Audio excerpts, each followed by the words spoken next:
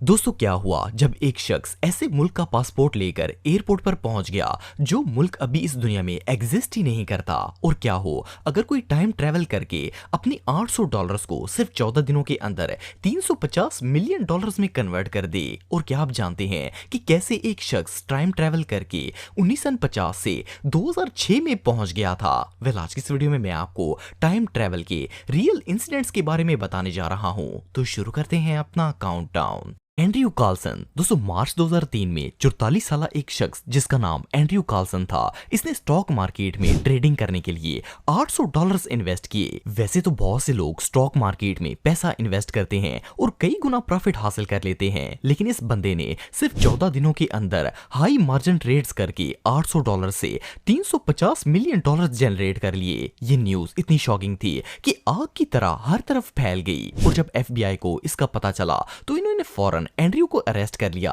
इनका ख्याल था कि शायद इस बंदे ने कोई बहुत बड़ा स्कैम किया है या इनसाइडर ट्रेडिंग की है, क्योंकि इतने शॉर्ट टाइम में इतना पैसा बनाना ऑलमोस्ट इम्पॉसिबल है। एनीवे जब एंड्रयू से पूछा गया तो इसने FBI को बताया कि इसे एग्जैक्टली पता था कि स्टॉक मार्केट कहां जाएगी, सो इसने अपने पैसे इन्वेस्ट करके ट्रेडिंग स्टार्ट कर दी। एजेंट्स ने इससे पूछा कि इसे कैसे पता था कि स्टॉक मार्केट कहां जाने वाली है, तो एंड्रयू ने बहुत ही शॉकिंग जवाब दिया। इसने कहा कि ये टाइम ट्रेवलर है और फ्यूचर से आया है।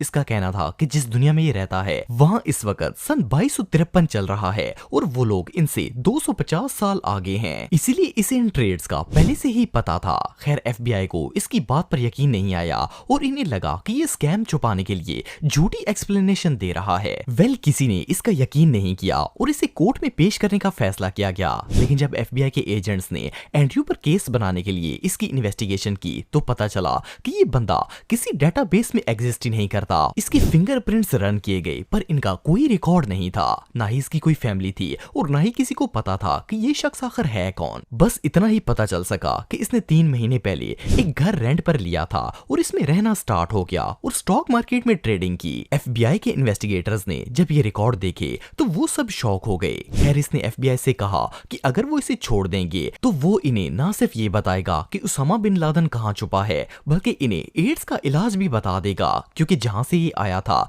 उस वक्त के साइंटिस्ट ने एड्स का इलाज दरियाफ्त कर लिया था। एनीवे FBI ने इसकी बातों पर एतमाद नहीं किया और इसे कहा कि कोर्ट ही इसका फैसला करेगी। लेकिन शॉकिंग बात यह है कि जिस दिन इसने कोर्ट में पेश होना था उस दिन अचानक से ये शख्स FBI की कस्टडी से गायब हो गया। इसे ढूंढने की बहुत कोशिश की गई लेकिन इसका आज तक कुछ भी पता नहीं चल सका और न ही वो दोबारा किसी को नजर आया।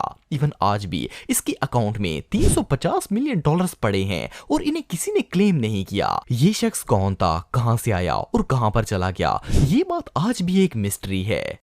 सर्गी पोनोमरेंको दोस्तों सन 2006 में सर्गी नामी एक बंदा यूक्रेन की कैपिटल कीव में सड़कों पर बहुत ही कंफ्यूज हालत में घूम रहा था। इसे देखकर ऐसा लग रहा था जैसे इसने ये जगह पहली दफा देखी है।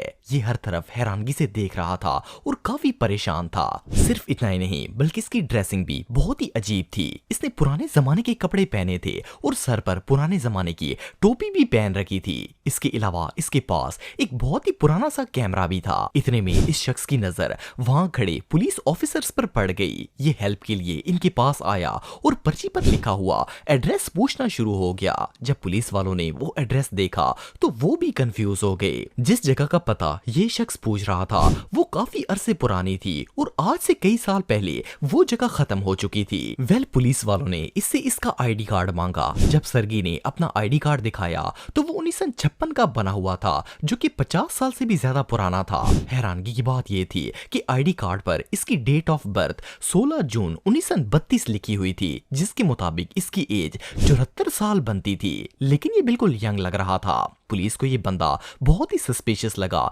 इसीलिए वो इसे इन्वेस्टिगेशन करने के लिए पुलिस स्टेशन ले गए। खैर जब इससे सवालात किए गए तो इसने बताया कि ये साल 1956 में रहता है, इसकी उम्र 24 साल है और ये एक फोटोग्राफर है। इसने बताया कि ये अपने घर से कैमरा लेकर निकल रहा था, तब अचानक आसमान में इसे कोई स्पेसशिप नजर आया। इसने जब इसकी तस्वीर खींची तो उससे एक रोशनी निकली और जब ये रोशनी खत्म हुई तो ये शख्स यहाँ पर पहुंच चुका था। इवन इसके पास जो कैमरा था इस पर यशिमा फ्लेक्स लिखा हुआ था। यशिमा फ्लेक्स जापान की सबसे पुरानी कैमरा बनाने वाली कंपनी थी और ऐसे कैमरे अब बहुत ही रेयर हो चुके थे। सिर्फ इतना ही नहीं बल्कि जब इस कैमरे की रील्स को चेक किया गया तो पता चला कि वो तस्वीरें 1956 में खींची गई थी। यहाँ तक कि इन तस्वीरों में जो शहर और गलियां नजर आ रही थी वो आज से 50 साल पुरानी थी। खैर पुलिस को इस पर फिर भी यकीन नहीं आया और इन्होंने इसे एक रूम में लॉक कर दिया ताकि अगले दिन इससे मजीद इन्वेस्टिगेशन की जा सके। जिस कमरे में से लॉक किया गया था वो हर तरफ से कंप्लीटली सिक्योर था और वहां से बाहर निकलने का कोई रास्ता नहीं था।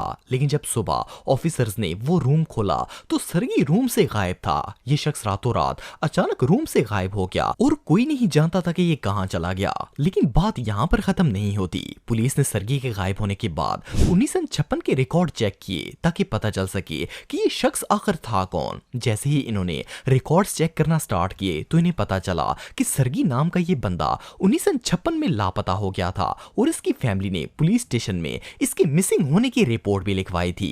पुलिस के रिकॉर्ड में ये शख्स अभी भी लापता था।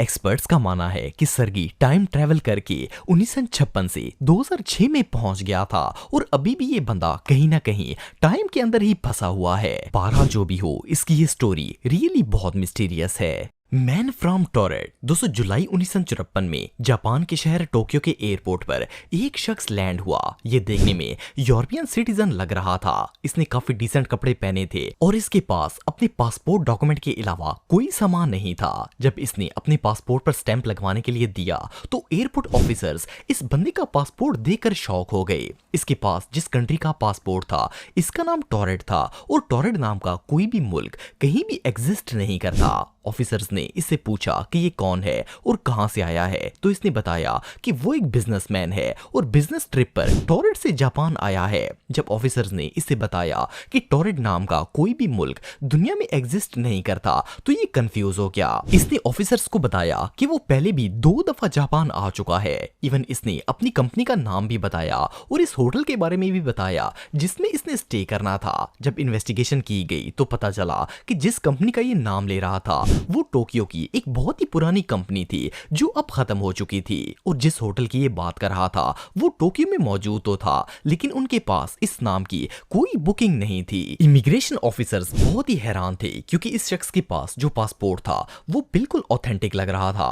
इवन इसके पास डिफरेंट कंट्रीज की करेंसी भी थी और ये फ्रेंच, जापानीज, इंग्लिश और बहुत सी जबानें भी जानता था। इन सब चीजों से अंदाजा लगाया जा सकता था कि ये वाकई ही कोई बिजनेसमैन है। लेकिन मसला ये था कि जिस मुल्क का ये सिटीजन था वो मुल्क दुनिया में है ही नहीं। पर इस बंदे ने बार बार यही रिपीट किया कि ये टॉरेट से आया है और इसका मुल्क 1000 साल से भी ज्यादा पुराना है।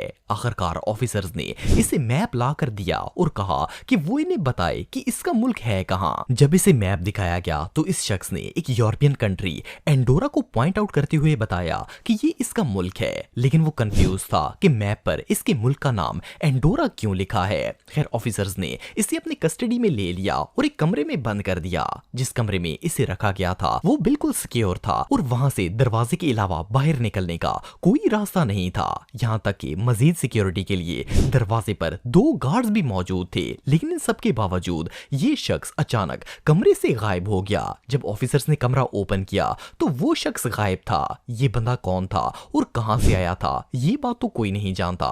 लेकिन इसकी स्टोरी सुनकर ऐसा ही लगता है जैसे ही कोई टाइम ट्रैवलर था जो अचानक से अपीयर हुआ और फिर खुद ही गायब हो गया। एनीवे जो भी हो इस अननोन बंदे की मिस्ट्री आज तक कोई सॉल्व नहीं कर सका। तो दोस्तों आज के लिए बस इतना ही। उम्मीद आपको वीडियो पसंद आई होगी। अगर आप मुझे इंस्टाग्राम पे फॉलो करना चाहते हैं तो दी हैदर टीवी पे आप मुझे फॉलो कर सकते हैं। मिलता हूं आपसे नेक्स्ट वीडियो में, तब तक के लिए अल्लाह हाफिज।